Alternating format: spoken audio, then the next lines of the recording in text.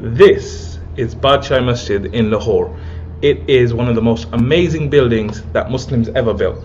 Assalamu alaikum, this is your brother Mohammad Arshad, and in this video I'm going to be talking about one reason why I believe Muslims are amazing.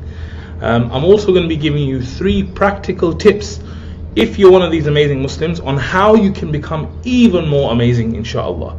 But before I begin, I want to make 3 points. Because there's so much hate and negativity out there around Muslims and stuff. I wanted to just clarify 3 points before I get into why I believe Muslims are amazing, right? So the first point is that by me saying Muslims are amazing, I'm not making a point that there are not non-Muslims who haven't achieved great things. If you look throughout history, there's so many technology, there's so much historical stuff, there's so much science and stuff that non-Muslims have done great work on, right? So just by me making this video, I'm not saying any of that. The second point is that I know in our ummah there are massive issues. We have major problems. There's so much we could do better, and we have a few messed up Muslims as well, right? So I want to make that clear. And then the third thing I want to say is that I believe just by the fact that a person worships Allah, loves the Prophet ﷺ, and does righteous actions, that alone means that person's amazing. So my whole thought around making this video isn't to talk about that element, but it's to highlight something that I've seen after speaking to thousands of Muslims in person, over the phone, on LinkedIn, across social media, like actually speaking to people. There's certain things that I've seen, certain patterns that I've realized after speaking to them, right? And that's what I wanted to share with you today. So the one reason, which is an additional reason why I think Muslims are amazing, is because they are filled with compassion and selflessness. Compassion and selflessness, right? Now if you look at it, you'll find that there's some real big evidence for this kind of stuff outside the general thing. So for example, I think it was earlier this year or last year in the UK, they did a study and they found that Muslims give more charity than anyone else in the UK. That's a fact, right? And I'm sure it's probably like that in other parts of the world as well. So this is the kind of thing that I found, that the reason I'm saying this is because when it comes down to it, I started speaking to Muslims about what they wanted to do in their life, what kind of things they want to achieve, what they want to do with their businesses, and all this kind of stuff. And what I realized is that while speaking to people, you kind of get into their world, you delve into their dreams. And almost all the Muslims I speak to, every one of them, they all want to do something outside of themselves. They want to do something for the ummah. They want to do something meaningful. They want to do something for the benefit of humanity. And I think this is a wonderful, wonderful quality, to want to benefit others, to want to give your time and effort to go and help someone else. And alhamdulillah, I've been in volunteering in Muslim organizations and stuff for about 15 years, I think, maybe a bit more now. And I've just found that there's so many Muslims out there who give their time, who dedicate their lives to helping others, and I'm so impressed by it. And I'm talking about people who are like in their 30s, 40s, 50s, 60s, but even people who are like young teenagers, even them, they feel like they want to do something amazing. They feel like they want to give to the ummah. They feel like they want to help Muslims, non-Muslims. They want to give good and they want to do good, right? So I thought this was amazing, and I think that I just want you to acknowledge every one of you that has this mindset of giving for the sake of Allah, compassion, selflessness, and inshallah your reward is with Allah for sure.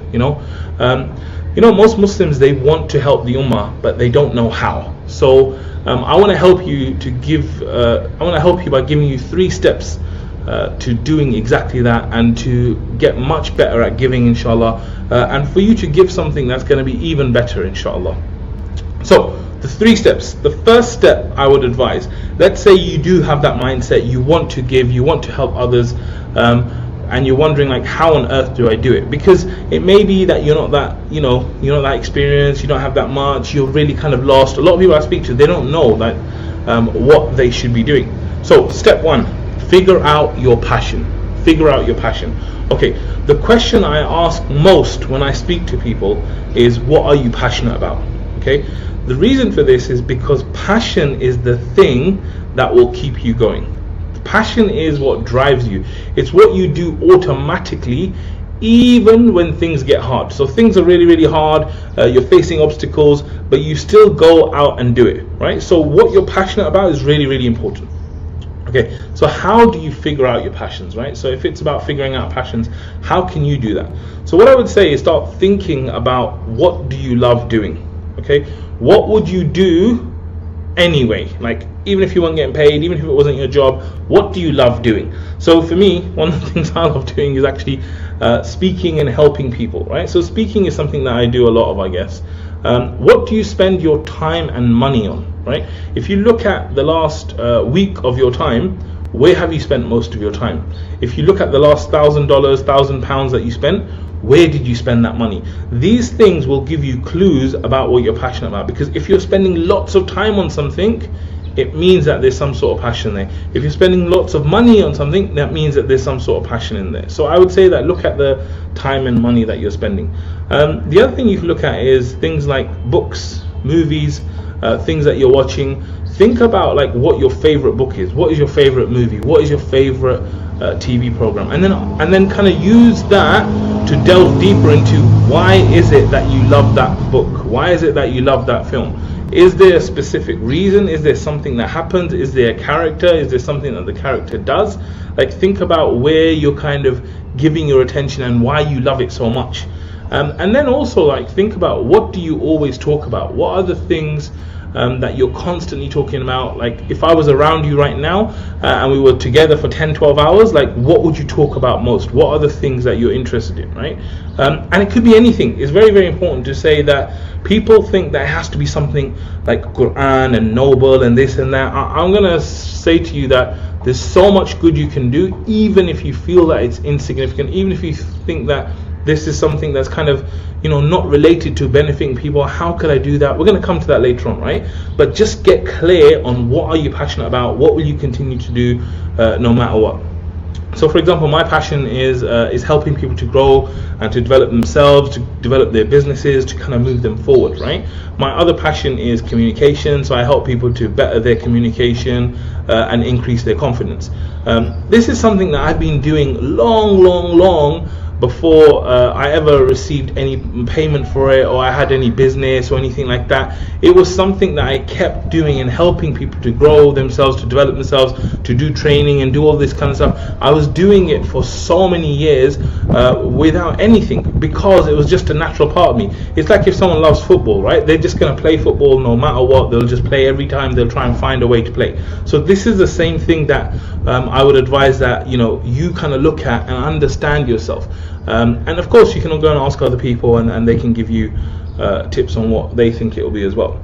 So that's step one, figure out your passion. Now, step two is figure out your strengths. Okay, so people, obviously, they say develop your weaknesses, right? And I agree with this, because I believe that we want to be balanced human beings, right? And we want to excel at everything that we do.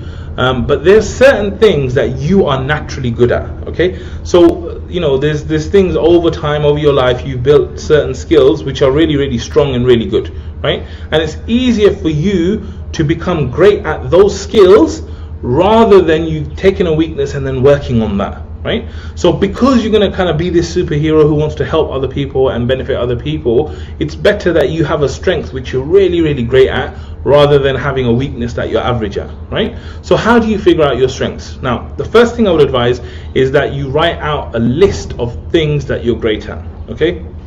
Now, it could be anything, right? It could be eating kebabs, it could be absolutely anything, but you need to write a list of what you're great at, okay?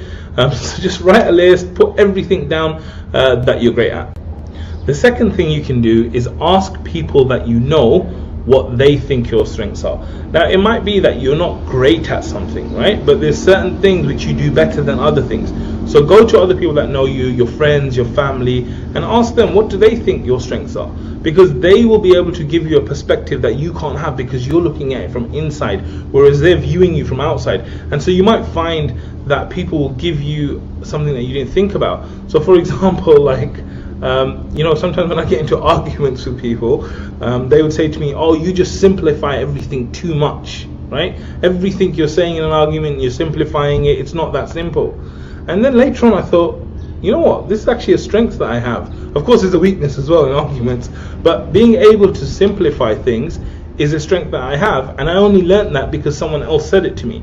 So asking other people is very, very important about your strengths. The other thing you could do is you could look at your life and look at the things that you've been through, right? Look at the experiences that you've had. Maybe, you know, as a child you were bullied. Maybe you learn a lot from that. Maybe that you've, you know, kind of had a lot of family problems and you've discussed things a lot. Maybe you've done certain jobs. Maybe there's work experience that you've done. All these kind of things will help to identify where are the areas that you are strong at, right? So next thing I want to do is a timeout. Before I go to step 3, I just want to remind you to subscribe to our channel, because we produce lots of amazing videos, lots of content about growing yourself, about growing your business, improving your life. And if you're getting any value and you're still here, it means that this video is something that's useful for you. So please like the video, please share it, and of course please remember to subscribe so that you don't miss anything, inshallah, and you can help others to benefit too. Right, so let's move on now. We said step 1 was figure out your passions. Step 2 we said is figure out your strengths, and step 3 is figure out where the demand is. Figure out where the demand is. So knowing your passions is really, really important, because it's the fuel for you. Aligning to your strengths is the thing that's going to help you to excel and do really, really well. But the critical element is for you to work on areas that people really care about. Make sure that there's really demand for what you're going to do. Okay, so how do we figure out demand? The first thing I would say is look at the problems related to your passions and strengths, right? So let's say you know, there's something that you love doing, like let's say you love playing football, right? What are some of the problems that are related to football? Maybe it's like young people trying to get into football. Maybe it's facilities for playing are not really there. Maybe people can't afford to play football. Like, look at the actual passion that you have, the strengths that you have, and then look at the problems that are related to them, right? The other thing is look at where people are spending money. So again, if you are passionate about football, you could look at where are all the places where people spend money for football. The third thing is look at solutions related to what your passions are about. Okay, so the problems we talked about already, look at what's on offer in the industry, and through going through all of that and understanding what your passion is, understanding what your strengths are, seeing where people really care about, it should start to give you some idea of how you can go out and benefit people. Okay, now that's the 3 steps for kind of helping you to discover. But as a bonus tip, I want to tell you how you can basically work to master these things, because knowing your passions, knowing your strengths, knowing the market demands, these are the steps which are going to help you to identify exactly what you should be doing. But after this, the real work begins, right? So in order for you to do that, what you need to do next, once you figure it out, is you need to learn the trade. Okay, you need to learn the trade and learn it from those who have already done it. So for example, let's say that you want to do something. The first thing I would do is I would go out there and do massive research, right? I'd go out there, I'd look at internet videos on how to do this. I'd read up blogs, I'd read up Google, and just spend as much time as you can getting to know how to do this, because you don't want to make the same mistakes that other people have made. You want to learn from other people's experiences. You want to have accelerated learning so that you can get to your destination faster, and the best way to do that is to learn from others. So go out there, learn the trade, use the internet, and get out there, right? The second thing is practice. Practice makes perfect, right? So what you need to do is you need to go out and get experience, and get real experience, get as much experience as you can. So when I first started out helping people, you know, I really wanted to help people out. I didn't really know what to do, but I just wanted to kind of help people in some way. And I remember I was very lucky, alhamdulillah, someone at my workplace said to me, hey, why don't you go to this charity I heard of, it's called Muslim Youth Helpline, go out there, speak to them, and really see what happens. So I went there, I found out all about it. It was a really amazing setup that they had, and I joined the helpline, and I started to kind of do counseling. But at that time I didn't really know what it was about. I had some training, I learned a little bit about it, but then it was about getting real experience, and that's what I did. I got on the phones and I tried to increase the time I was spending there as much as I could, get more and more experience, because the more you practice, the more you do it, the better you'll get at it, right? But If you keep practicing, keep getting more experience, and you don't do the third thing, you'll never achieve mastery. So the third thing that you need to do is improve and iterate, right? So by you going and doing this thing, like imagine if I was doing counseling, but I was never looking at what's going on in my counseling, what am I doing well, what am I not doing well, changing my approach. These are the things that you need to do. So once you get into this habit of taking action, learning, practicing, you need to review yourself. You need to say, right, this thing that I'm doing, has it got any better? What's the bad thing about what I'm doing? What do I need to do to get to the next level? And if you keep improving, keep iterating, what you'll find is that you'll reach a level of mastery that most people in your industry or in the thing that you want to do will never ever be able to do, because you're constantly improving yourself. So these are the kind of things I want to recap. The first thing I said is that Muslims are amazing because they're so selfless, they're so compassionate, and they're so willing to help other people, alhamdulillah. So I was saying that to help you discover exactly how you can give to other people, I would say figure out your passions, the things that you really care about. Figure out your strengths. These are the things that you're really good at or you're at a good level at already. And then figure out the market demand. Figure out where you can really help people. And if you do those three things, then you know what kind of areas to go out and help people. And don't think of anything as insignificant, right? If it's halal and if it's good and if it's benefiting the people, this is amazing, because just for benefiting the people, there's a huge reward in that, inshallah. And then I was saying that once you figure out what you want to do, then it's about you going out there, learning from the mistakes of others, learning from the resources that we have, going out there, practicing, and then most importantly, improving and iterating on the kind of stuff that you're doing. So I hope that this has been a beneficial video for you. I pray that Allah makes it easy for you to help others and accepts it and rewards you without measure. Jazakallah khair for watching.